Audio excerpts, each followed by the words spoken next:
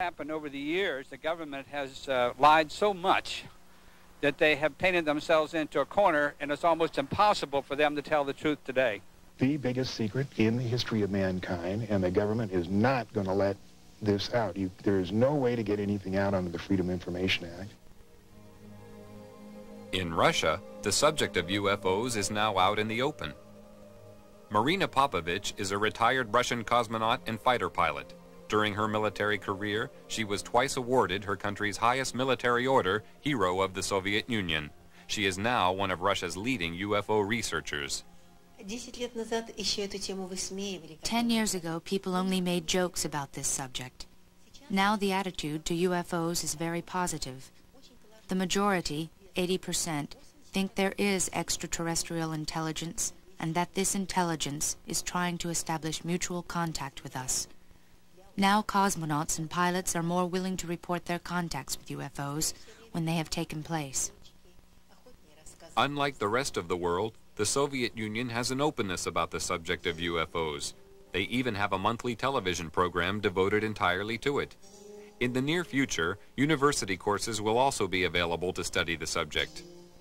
Several Soviet generals have already stated that there is no question as to what UFOs are.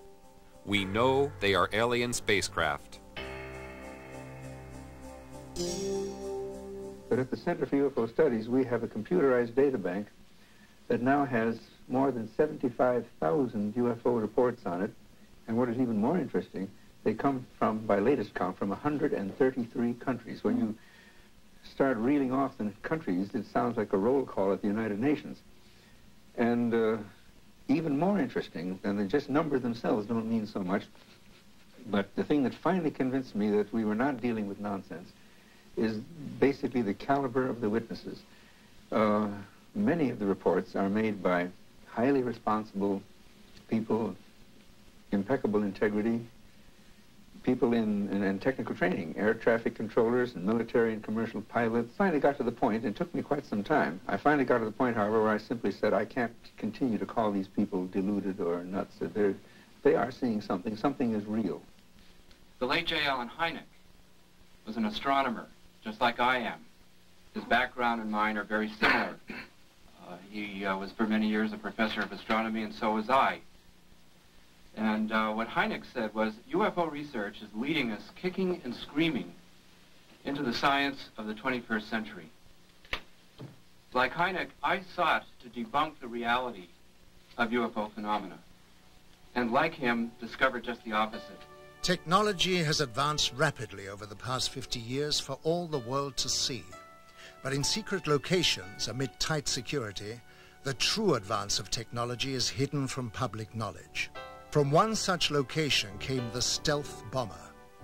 This futuristic aircraft is the only type known which has the ability to fly into radar-protected areas unobserved, almost without sound, to perform whatever task is necessary. The technology used in the production of the aircraft is a giant leap forward from conventional technology, and the question has to be asked, where did it come from? At one super-secret U.S. government test facility situated in the Nevada desert, strange glowing lights are regularly seen performing aerobatic displays which are far beyond the capability of our known aircraft. They seem to be intelligently controlled. Can this be yet another example of some secret, very advanced technology, or are the authorities hiding some exotic foreign contrivance? Here at Area 51, also known as Dreamland, is the most highly protected and secret facility in the whole of the United States. Bob Lazar, a physicist, worked on special projects within this complex and felt compelled to reveal what he saw. They are actively and have in their possession alien spacecraft, and they are actively undergoing analysis and flying them. They set up and produce their own gravitational field. Just as the Earth holds all matter down, they produce that same field, but out of phase, and it repels itself. The effects that can cause, the way in which everything operates is by all intents and purposes magic. I mean, it is so far beyond our level of technology. Why is such technology available only to the few and not to the whole of mankind? Have we the right to know? Are we ready for it yet? Or is the race for technological advantage more important? Why keep a secret about probably one of the most important events in history, that there's been contact from an alien civilization? It's a significant event in history, more significant than anything. With the tremendous distances involved, travel to the stars would seem impossible. But with man's endeavor and resourcefulness, these problems will be overcome as they always have been in the past. Scientific estimates tell us that there will be a breakthrough in space travel in the near future. When the boundaries of distance break down, the Earth will become our home, the universe our world. If NASA has its way, many of the next generation will be residents of Mars, and the move towards this has already begun with the development of a space station. This was the essential first step towards making man a citizen of the universe.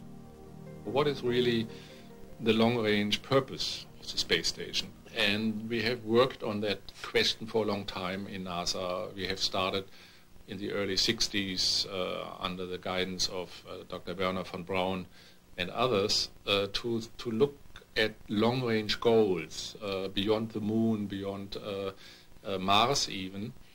And only recently, in fact it was July 20th, 1989, the 20th anniversary of the landing of Apollo 11 on the moon, that President George Bush proposed a new program, a long-range program, with a goal to return to the moon and eventually go on to Mars, to the United States, as a long-range commitment. And as we develop the space station itself will be used as a test bed, as a laboratory to test new technologies. And you need space to develop those technologies. As long as we are still on Earth, we can just talk about it. The question of which technology to use for this new, what we call the Space Exploration Initiative, that's the name, SEI, Space Exploration Initiative. What technology to use in the area of propulsion or life support or materials and structures and power and communications is being analyzed and investigated by NASA right now. And we're doing it in a number of categories. We're looking at present-day technologies, tomorrow technologies, and advanced technologies which are day after tomorrow. What was yesterday's science fiction is today's very palpable truth. Grandfather's spine-chilling fantasies have become an indispensable part of modern life. Jesko von Puttkammer was NASA's advisor to the creator of Star Trek, Gene Roddenberry.